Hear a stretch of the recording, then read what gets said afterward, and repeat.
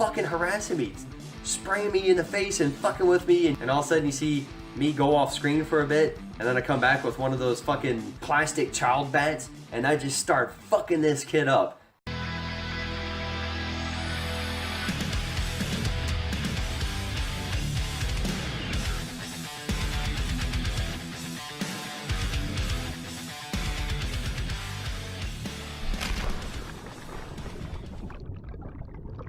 So a 12-year-old boy is dead. He committed suicide, and the apparent story is that he was being picked on for being vegan. Whether that's the full truth or not, we'll never know. The sad thing is that a young kid, a active member of his community, is fucking gone. So, as a person that's been bullied myself, I want to bring up a couple issues, some things that need to fucking change. I've had people say, hey, well, you're pretty fit, you're strong, and you're athletic, and you're kind of a smart dude, so who is fucking with you? Who would fuck with you? That's the thing. It's not about who is strong or fit or anymore, or who is the most attractive, sometimes not even who is the most popular.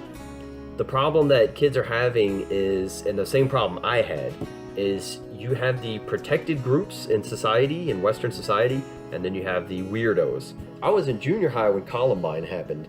If you were wearing a trench coat, you were fucked because they were looking at you hard, which my brother started doing on purpose, which was pretty fucking funny. We're idiots. We just attack symptoms. We don't know a fucking thing about solving actual problems.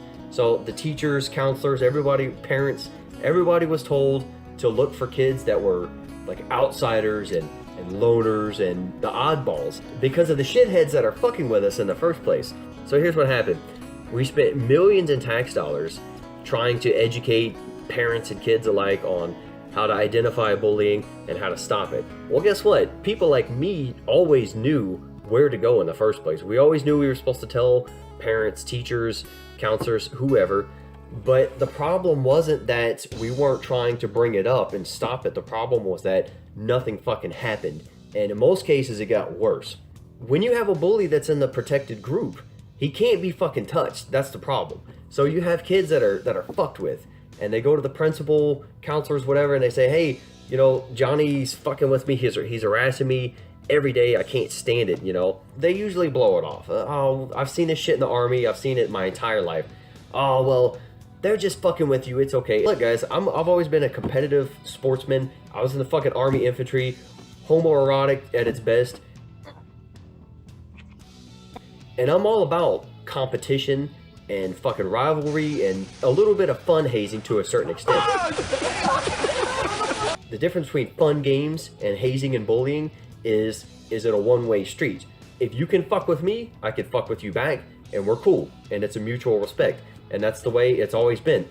In the Army infantry, never had any fucking problems because it was two-way street. However, growing up, if the popular kid was fucking with me, do you think I was able to fuck with him back? Hell no. And as a matter of fact, there were many times that I actually stood up for myself. And guess what? Guess who got in trouble? Me or the fucking popular kid?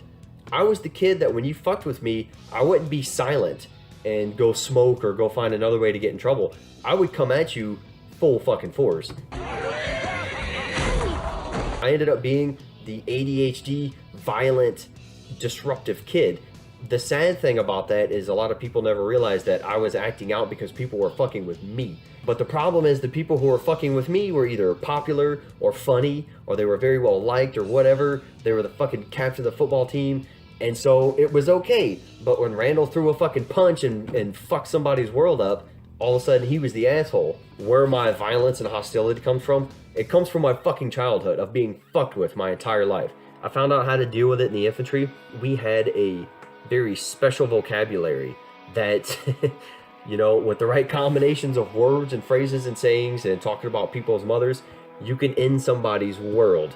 I learned to use that to my advantage. When people were fucking with me and I couldn't fight back because I knew that I would be the asshole of the situation no matter what, I would find ways to talk to these people to just wreck their fucking shit and just ruin their lives, and they would never talk to me again.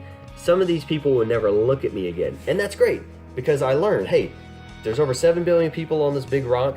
Most of those people are shit. Most humans are slimy pieces of fuck that should not be breathing right now. But we can't just go around killing people, right? A lot of these kids, They don't have anywhere to go. Look at just about all the school shootings in America. They're almost all perpetrated by kids that were bullied. And the news will even say that. They will report, hey, yeah, this kid was a loner, he was an outsider, everybody called him weird, he was often picked on. So why the fuck do you think he's shooting up the goddamn school?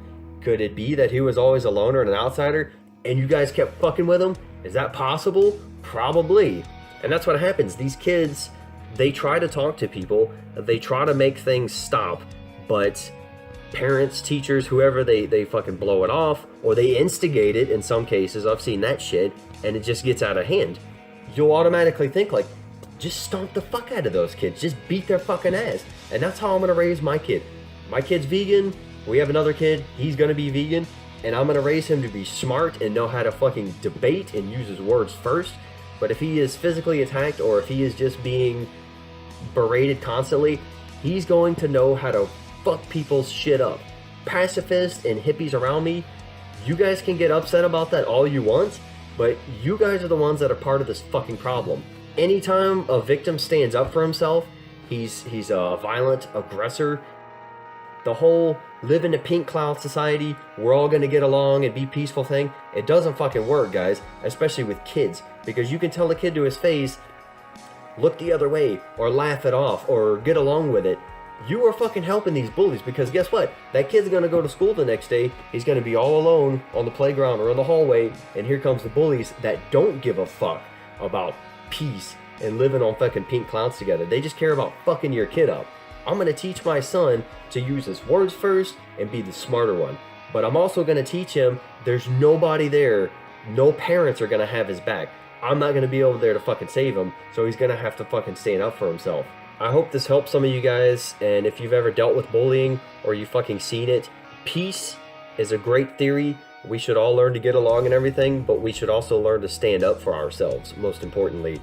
Vegan parents, raise your kids to fucking do the right thing. Make sure they're fucking smart on vegan topics. Most importantly, make sure they can fuck some other kids up, because those fat Pop-Tart bacon Teletubbies on the playground that are fucking with them, they are not going to fuck with your kid when he can do 15 L-sit pull-ups, or he can run circles around these fucking greasy kids, alright?